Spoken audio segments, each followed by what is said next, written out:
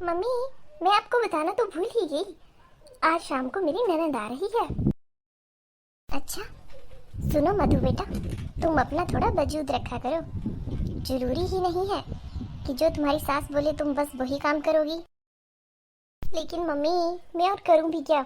मेरे पास कोई और ऑप्शन भी तो नहीं है ना। अरे शुरुआत तो करो। जैसे अब तुम्हारी ननद आ जाएगी, वो तुम्हारे यहाँ 15-20 दिन तो लगाकर जाएगी ही। तो तुम भी बीच बीच में अपनी सास को बोलती रहना कि मुझे भी भेज दो अपने मायके। बिटिया, तुम उस घर की बड़ी बहू हो। मैंने वहाँ तुम्हें महारानी बनने के लिए भेजा था, और तुम तो किसी काम की नहीं रही, बन गई तो नौकरानी।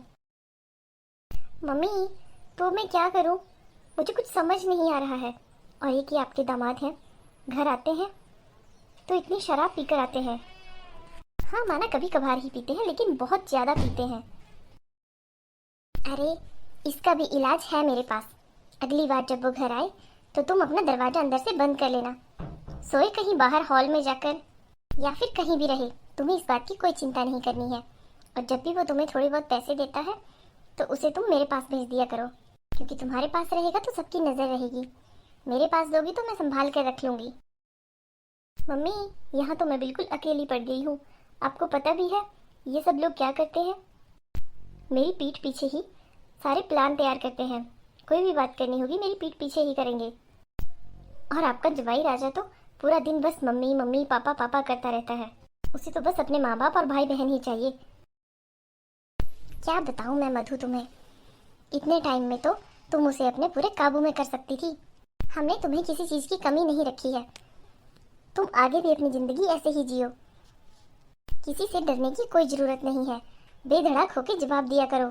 सास है तो क्या हुआ, सर पर थोड़ी बिठाएंगे। जैसा वो लोग करते हैं वैसा ही तुम करती जाती हो।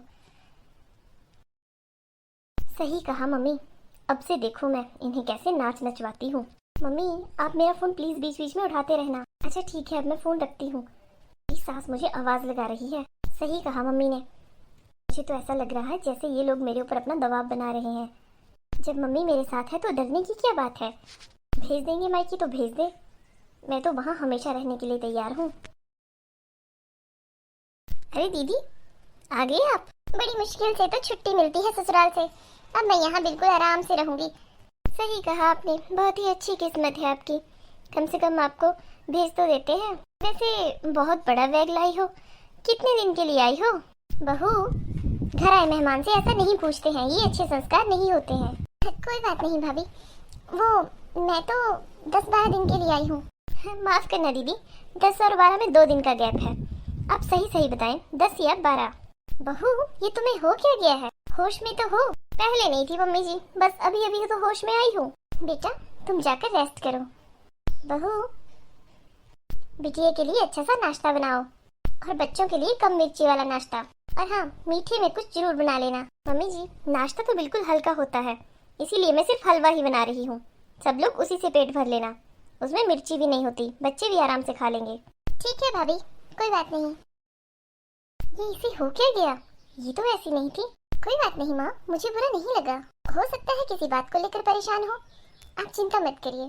और हाँ, अब मुझे रेस्ट करने दीजिए, मैं थोड़ा फ्रेश होकर आपसे मिलती हूँ। ठीक है बेटा।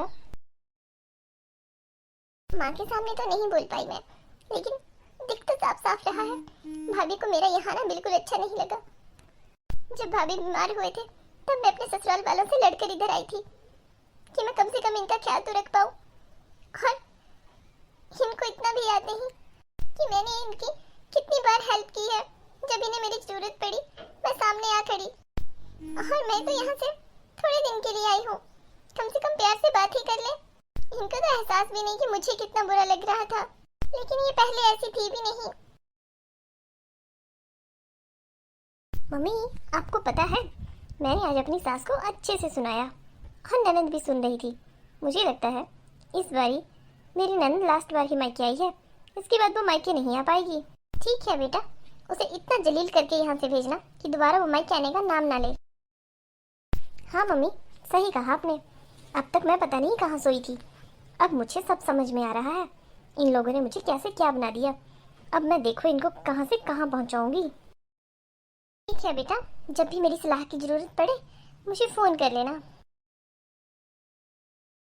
अरे मधु, तुम यहाँ फोन पर लगी हो, वहाँ मम्मी तुम्हें कितनी आवाज लगा रही है। ऐसा कौन सा बम फूट गया जो मुझे इतनी तेज तेज आवाजें लगाई जा रही हैं? मुझे नहीं सुनाई दे रही थी। सुनाई कहाँ से देंगी, तुम तो फोन पर लगी थी। तो क्या हुआ फिर? तुम खुद भी तो पूरा दिन फोन यूज करते हो। अरे मैं मम्मी से पूछ कर आया, वो दीदी को चाय पीनी थी तो मैंने सोचा मैं तुम्हें बोल दूं। अगर तुम्हारी दीदी को चाय पीनी थी तो मैंने कौन सा गैस सिलेंडर साथ लेकर घूम रही हूँ, या मैंने चाय पत्ती अपनी जेब में डाली हुई है। सब कुछ तो किचन में धरा हुआ है, उधर से ले सकती है ना। वो कम से कम चाय तो खुद के लिए बना ही सकती है ना। मधु, ये तुम कैसी बातें कर रही हो? वो हमारी मेहमान है। हाँ हाँ, मेहमान। जिनको आप मेहमान बोल रहे हैं ना, वो मेहमान नहीं है। मेहमान तो 1-2 दिन के लिए होते हैं, और आपकी बहन तो 10, 12, 15 दिन के लिए आई हुई है। पता नहीं कैसे कैसे लोग हैं, शर्म भी नहीं आती है। फालतू का फ्री का खाने आ जाते हैं यहाँ। मधु, अब तुम कुछ ज्यादा बोल रही हो। मैं ज्यादा बोल रही हूँ? नहीं नहीं, मैंने तो सिर्फ अभी बोलना शुरू किया। अभी तो मुझे बहुत कुछ बोलना है। और मुझे मत किसी काम को कहिए। आप सब लोगों के भी 2-2 हाथ हैं। मैं कोई नौकरानी नहीं हूँ।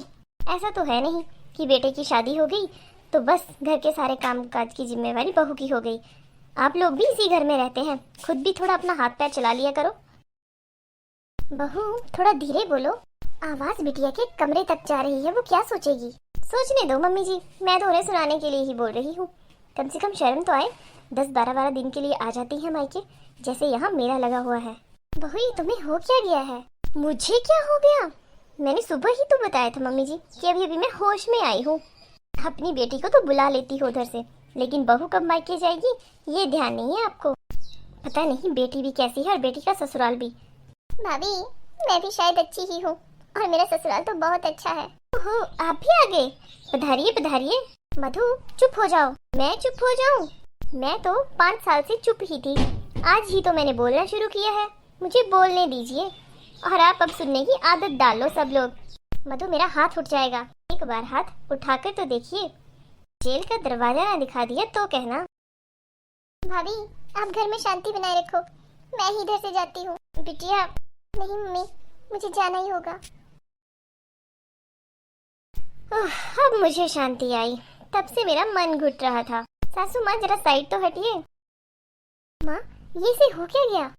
मुझे नहीं पता, बस मेरी बेटी यहाँ से आज चली गई, मुझे इसी बात का दुख है। वैसे तो मेरी सास की शक्ल हूबहू मेरी मम्मी से मिलती है, लेकिन दिमाग में तो बिल्कुल जीरो है, जीरो। आप देखो कैसे नचाऊंगी इनको मैं। है दोस्तों, कमेंट बॉक्स में जरूर बताना आपको हमारी वीडियो कैसी लगी।